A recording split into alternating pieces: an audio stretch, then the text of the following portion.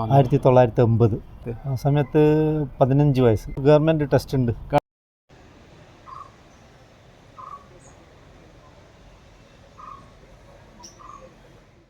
അപ്പോൾ KLTO Diaries ഇന്ന് ഈ പ്രാവശ്യത്തെ സിനിമാ വിശേഷമായിട്ട് വന്നിരിക്കുന്നത് എൻ്റെ കമൻറ്റ് ബോക്സിൽ ഏറ്റവും കൂടുതൽ കമൻറ്റായി വന്ന വടകരയിലെ 121 എന്ന തിയേറ്റർ ഉണ്ട്. ആ തിയേറ്ററിൻ്റെ വിശേഷത്തിലേക്ക് നമ്മൾ പോകുന്നത്. KLTO Diariesൻ്റെ പുതിയ വീഡിയോയിലേക്ക് അവർക്കും സ്വാഗതം.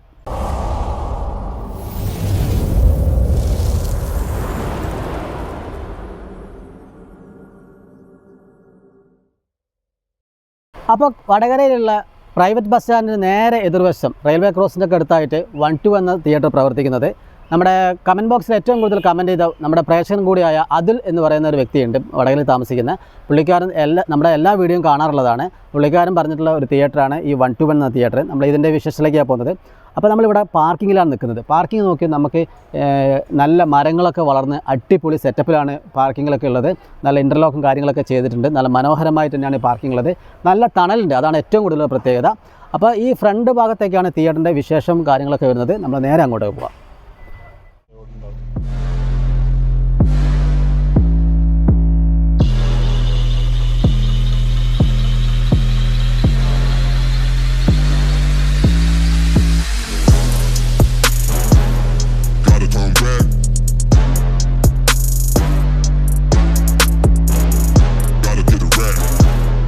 നമ്മൾ തിയേറ്ററിൻ്റെ ഇങ്ങോട്ട് സ്റ്റെപ്പ് കയറി വന്നിട്ടുണ്ടെങ്കിൽ ഇവിടെ ഇപ്പോൾ രണ്ട് രീതിയിൽ പോസ്റ്റർ കാണാം. ഈ ഒരു സ്ഥലത്തും പോസ്റ്റർ ഉണ്ട്.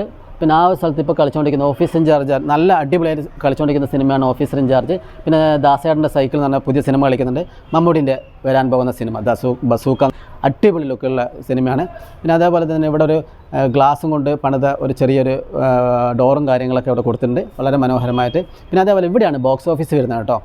ഇവിടെ 4 വയസ്സിന് മുകളിൽ പ്രായമുള്ള കുട്ടിക്ക് നിർബന്ധമായി ടിക്കറ്റ് എടുക്കണം എന്നുള്ള ബോർഡും ഇതൊക്കെ കൊടുത്തിട്ടുണ്ട്. ലേഡീസിന് ജെൻസിൻ്റെ ഒക്കെ ടിക്കറ്റ് കൗണ്ടറും കാര്യങ്ങളൊക്കെ വരുന്നത്.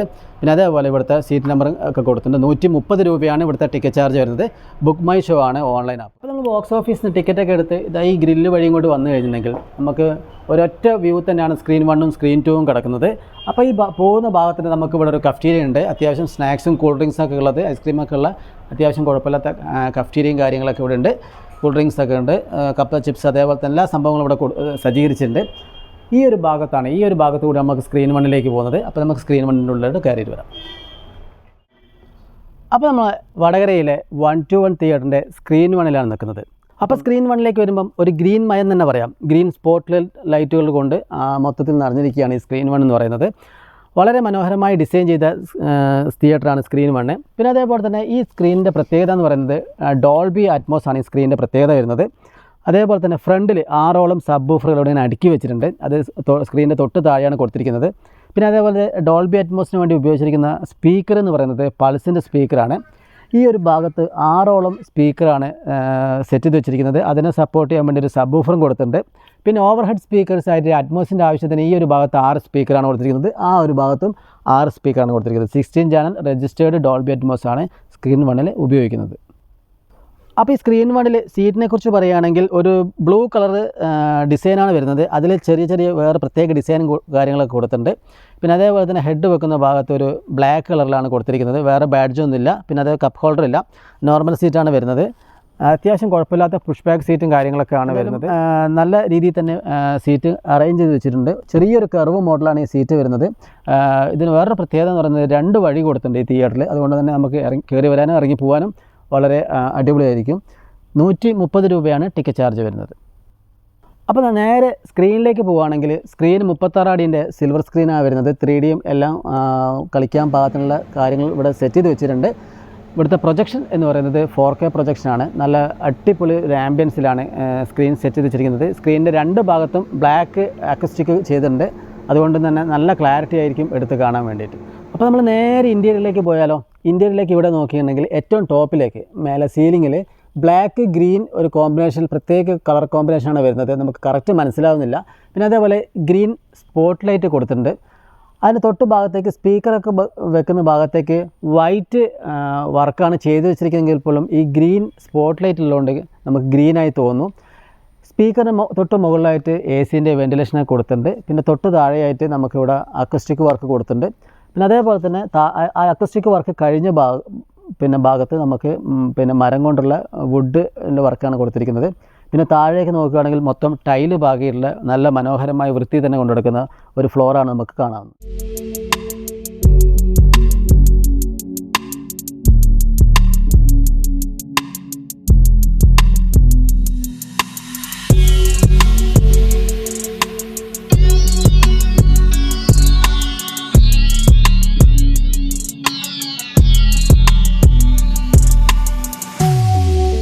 സ്ക്രീൻ 1 ട്രെയിലർ ഒന്ന് കണ്ടു നോക്കിയാലോ, എങ്ങനെയുണ്ട് ഡോൾബീൻ്റെ എഫക്റ്റ് എന്നുള്ളത്. അപ്പോൾ നമ്മൾ ഓപ്പറേറ്റർ ട്രെയിലർ ഇടാൻ പോയിട്ടുണ്ട്. നമുക്ക് ആ ട്രെയിലറിലേക്ക് പോകാം.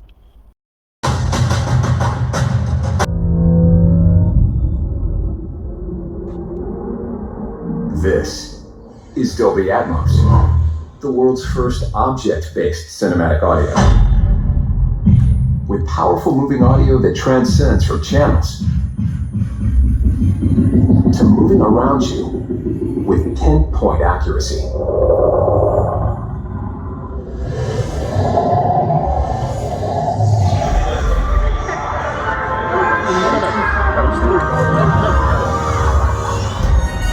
Whether the soundscape sets the mood of a scene. Pull your vehicle to the side of the road. Whoa! What is this place? Oh! Oh, you guys, let's go! Or captures the full extent Do you want to know my secret? of nature's fury.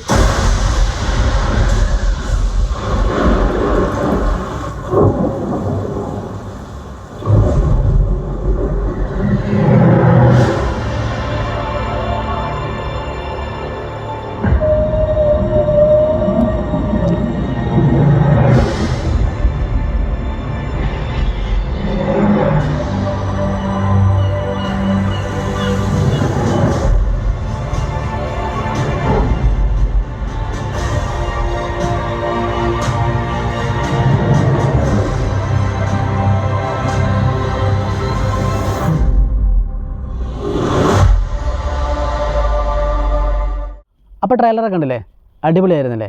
അപ്പോൾ ഈ തിയേറ്ററിൽ വന്നിട്ട് cinema കണ്ട ആൾക്കാരുണ്ടാവില്ലേ, അപ്പോൾ നിങ്ങളുടെ ഡോൾബീൻ്റെ ആ ഒരു എഫക്റ്റും കാര്യങ്ങളൊക്കെ എങ്ങനെ ഉണ്ടെന്നുള്ളത് ഒന്ന് എക്സ്പീരിയൻസ് ഒന്ന് താഴെ കാണുന്ന കമൻറ്റ് ബോക്സിൽ ഒന്ന് കമൻറ്റ് ചെയ്യില്ലേ. സ്ക്രീൻ 1 വിശേഷങ്ങൾ, ഒന്നിൻ്റെ വിശേഷങ്ങളൊക്കെ കഴിഞ്ഞ് നമ്മൾ നേരെ സ്ക്രീൻ 2 പോവുകയാണ്. നമ്മൾ പെട്ടെന്ന് തന്നെ വീഡിയോ എടുത്ത് തീർക്കണം, കാരണം അവിടെ പടം തുടങ്ങാനായി. ഈ ഒരു ഭാഗത്തേക്കാണ് സ്ക്രീൻ 2 ഇവിടെ വരുന്നത്. ഇവിടെ തന്നെ കാണിക്കാം, സ്ക്രീൻ 2 എന്നുള്ളത് റെഡ് കളർ കൊടുത്തിട്ടുണ്ട്. അപ്പോൾ നമ്മൾ സ്ക്രീൻ 2 എത്തുന്ന സമയത്ത് പെട്ടെന്ന് നോക്കിക്കഴിഞ്ഞാൽ ബ്ലൂമായാണ് മൊത്തത്തിൽ വരുന്നത്. അതുകൊണ്ട് തന്നെ സിനിമ ഏകദേശം തുടങ്ങാനായി, അതുകൊണ്ട് ചെറുങ്ങനെ ഒന്ന് ലേറ്റായിപ്പോയി. അപ്പോൾ ഏകദേശം 30 അടിയോളം വരുന്ന സ്ക്രീനാണ് വരുന്നത്. പിന്നെ അതേപോലെ സ്ക്രീൻ 1 അതേ സീറ്റിംഗ് അറേഞ്ച്മെൻറ്റും കാര്യങ്ങളൊക്കെയാണ് ഇവിടെയും കൊടുത്തിരിക്കുന്നത്. അതേ കളർ കോമ്പിനേഷനാണ് കൊടുത്തിരിക്കുന്നത്. 164 സീറ്റാണ് സ്ക്രീൻ 2 വരുന്നത്. അപ്പോൾ ഇവിടുത്തെ ടിക്കറ്റ് ചാർജ് എന്ന് പറയുന്നത് 130 രൂപയാണ് ടിക്കറ്റ് ചാർജ്. ഇവിടെയും സിൽവർ സ്ക്രീനാണ്. പിന്നെ അതേപോലെ ഇവിടുത്തെ സ്പീക്കറല്ല ശബ്ദത്തിൻ്റെ പ്രത്യേകത എന്ന് പറയുന്നത് ഡോൾബി 7.1 സറൗണ്ടാണ് ഡോൾബിയിൽ വരുന്നത്. പിന്നെ അതേപോലെ പൾസിൻ്റെ സ്പീക്കറാണ് ഇവിടെ ഉപയോഗിച്ചിരിക്കുന്നത്. അപ്പോൾ നമ്മൾ 1:1 തിയേറ്ററിൻ്റെ പ്രൊജക്ടർ റൂമിലാണ് നിൽക്കുന്നത്. നമുക്ക് ഇവിടുത്തെ പ്രൊജക്ടറിൻ്റെ വിശേഷങ്ങളൊക്കെ ചോദിച്ച് മനസ്സിലാക്കാണ്ട് നമുക്കിവിടെ ഓപ്പറേറ്റർ ഉണ്ട്. ചേട്ടാ നമസ്കാരം. നമസ്കാരം. എന്താ പേര് വരുന്നത്? അനിൽകുമാർ. എത്ര വർഷമായി വർക്ക് ചെയ്യുന്നത്? 5 കൊല്ലം. 5 കൊല്ലമായില്ലേ? നമ്മളിപ്പോൾ ഇങ്ങനെ ആംപ്ലിഫയറിൻ്റെ ഒരു റാക്കിൻ്റെ മേലെ നിൽക്കുന്ന സമയത്ത് ഇവിടെ DTS എന്നൊക്കെ എഴുതിയ സംഭവം കാണുന്നുണ്ടല്ലോ, ഇത് ശരിക്കും എന്താണ് വരുന്നത്? ഇത് പണ്ടത്തെ DTS പ്ലെയർ ഇടുന്ന ആംപ്ലിഫയർ അല്ലേ? ഓക്കെ. ഇപ്പം അത് വർക്കിംഗ് അല്ല, ഇപ്പം DTS X എന്നാണ് വന്നല്ലേ? ഓക്കെ. ഇപ്പോൾ ആംപ്ലിഫയർ ഒക്കെ ഏതൊക്കെയാണ് ഈ സ്ക്രീൻ 1 ഉപയോഗിക്കുന്നത്? ഒന്ന് ലെഫ്റ്റ് ഹൈ ഫ്രീക്വൻസി, ഒന്ന് മിഡ്, പിന്നെ QSൻ്റെ റൈറ്റ് മിഡ് HF, ഇത് സെൻറ്റർ അല്ലേ? ഇത് QSൻ്റെ ലെഫ്റ്റ് റൈറ്റ് അല്ലേ? ഇത് സബ് അല്ലേ? ഇത് അറ്റ്മോസിൻ്റെ മൊത്തം ഉപയോഗിക്കുന്നത്. അപ്പോൾ ഈ പ്രോസസ്സർ ഏതാ വരുന്നത്? പ്രോസസ്സറാണ്. ഇതാണ് പ്രോസസ്സർ, ഡോൾബിൻ്റെ CP850 പ്രോസസ്സർ അല്ലേ? ഓക്കെ. പിന്നെ അതേപോലെ തന്നെ നമ്മളിപ്പം ഈ ഇവിടെ 4K ആണല്ലോ, ഏത് കമ്പനിയാണ് 4K? ലാമ്പ് ആയിരിക്കും അല്ലേ? 4000 വാട്ട്സിന്റെ ബൾബിലെ ഏകദേശം എത്ര മണിക്കൂർ കൊണ്ടുമാണ് ബൾബൊക്കെ? 1300 മണിക്കൂർ. 1300 മണിക്കൂർ. അത് നിങ്ങളാണോ മാറ്റിയല്ല കമ്പനി നാളെ വരും? നമ്മളിവിടെ പൈസ ചെയ്തല്ലേ? പിന്നെ അതേപോലെ നിങ്ങൾക്ക് സിനിമ സപ്പോർട്ട് ചെയ്യുന്നത് ആരാ? ക്യൂബാണോ UF ആണോ? ക്യൂബ് ആണല്ലേ? ഓക്കെ. ഇപ്പോൾ ഇവിടെ കളിച്ചുകൊണ്ടിരിക്കുന്ന സിനിമ ഏതാ? Officer on duty. നല്ല തിരക്കൊക്കെ ഉണ്ടായിരുന്നു. ഇപ്പം നോമ്പായതുകൊണ്ട് കുറച്ച് ആളുണ്ടല്ലേ? ഓക്കെ.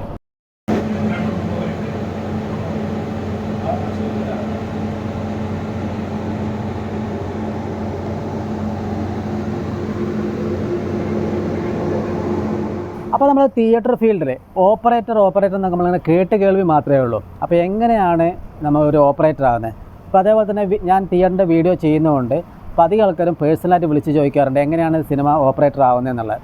അപ്പോൾ നമുക്ക് ഇവിടെ തന്നെ ഈ തിയേറ്ററിൽ തന്നെ 10-40 വർഷത്തോളം എക്സ്പീരിയൻസ് ഉള്ള ഓപ്പറേറ്ററാണ് നമുക്ക് കൂടെയുള്ളത്.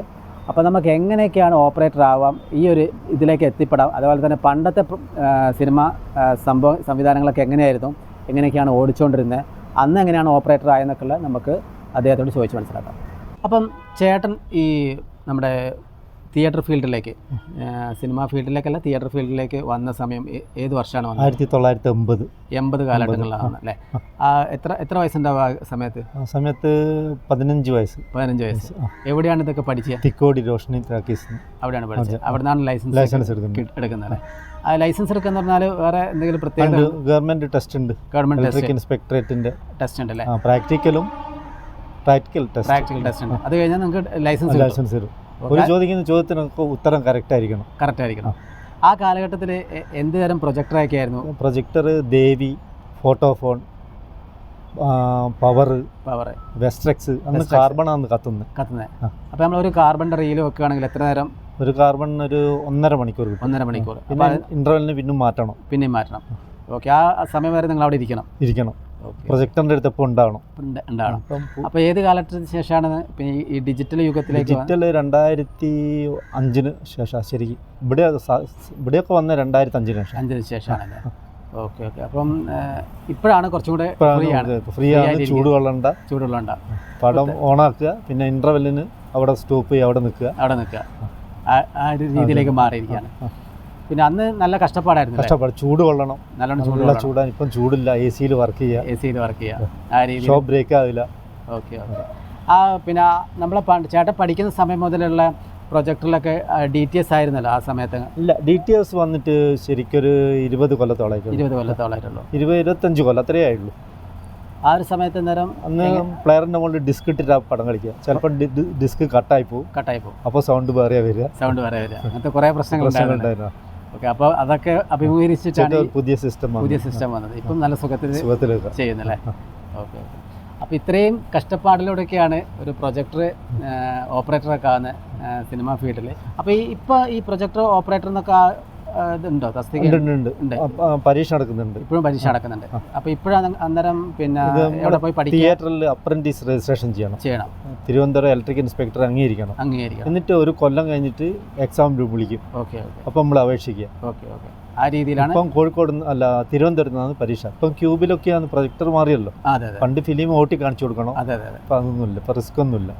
കമ്പ്യൂട്ടർ അറിയുന്നവർക്ക് വേഗം കഴിയില്ല. അപ്പോൾ നമ്മൾ 1:1 തിയേറ്ററിൻ്റെ സ്ക്രീൻ 1-ൻ്റെയും സ്ക്രീൻ 2-ൻ്റെ വിശേഷങ്ങൾ കണ്ടില്ലേ? എല്ലാവർക്കും വീഡിയോ ഇഷ്ടപ്പെട്ടെന്ന് വിചാരിക്കുന്നു.